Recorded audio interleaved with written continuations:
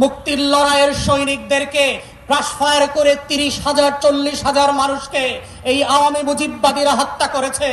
আমরা দেখেছি কাউন্টার কুর মধ্য দিয়ে আমাদের সশস্ত্র বাহিনীর ভিতরে শৃঙ্খলা বিনষ্টের যে নিরলস প্রচেষ্টা, আমরা সেই সময় দেখেছি কাদের সিদ্দিকের মতো এক গোলাম রাজাকার ভারতের, তার নেতৃত্বে কাদেরিয়া বাহিনী করে সীমান্তের প্রশিক্ষণ টাকা এবং অস্ত্র দিয়ে আমার শত শত বিডিআর জওয়ানকে হত্যা করা হয়েছে।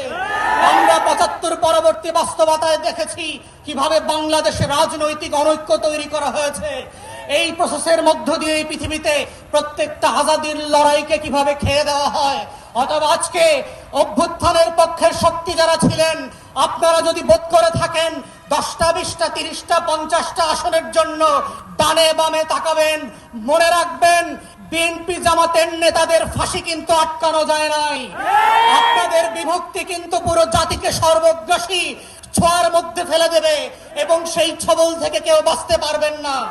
তাই আজকে 75 পরবর্তী সেই বাংলাদেশের আজাদি যে হস্তক্ষেপ ছিল, আজাদি ছিনতাই হয়ে গিয়েছিল, সেই ছিনতাই হওয়ার ইতিহাস থেকে নতুন করে আবার আমাদেরকে শিখতে হবে যে বাংলাদেশের এই খলনায়করা কিভাবে প্রশাসনে ঘাপটি মেরে বসে আছে, বিভিন্ন রাজনৈতিক দলকে বিভ্রান্তির মধ্যে ফেলছে। গণ অভ্যুত্থানের এক দলকে আর এক দলের বিরুদ্ধে বট বাহিনীর মিথ্যা পোস্টের মধ্য দিয়ে লেলিয়ে দেওয়া হচ্ছে, সম্পর্ক হানি করে বাংলাদেশকে রাষ্ট্র আকারে দুর্বল করা এবং এইখানে নির্বাচনকে ভণ্ডুল করবার যে আয়োজন চলছে এবং এর পিছনে যে বয়ানের রাজনীতি আছে। আমার 5 দশকের বুদ্ধিবেশ্যারা, আমার সাংবাদিক আর শিক্ষকরা ফেসবুকে বয়ানের রাজনীতি করছেন, দিল্লির আধিপত্যবাদকে সফট পাওয়ার আকারে আমার সামনে হাজির করছেন।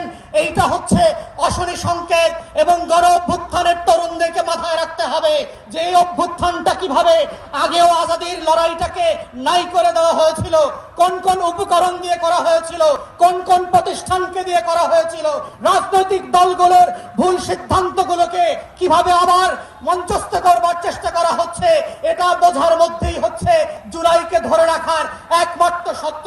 আজকের গণ অভ্যুত্থানের শক্তিগুলোকে মাথায় রাখতে হবে।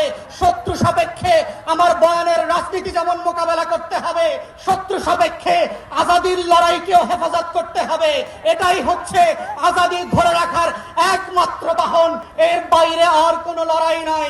এবং সেই লড়াইতে আমরা চাই নতুন করে আবার ইনকিলাব জিন্দাবাদ হয়ে ভারতবর্ষের আনাচে কানাচে থেকে হর্ষদ মোহানির ভয়েস থেকে আজকে যেভাবে হাদির কণ্ঠকে দিয়ে 18 বাংলাদেশ আত্মস্থ করেছিল, সেই ইনকিলাব আবার আবাবিলের মতো আসমান থেকে ফিরে আসবে। ইনকিলাব ইনকিলাব ইনকিলাব ইনকিলাব।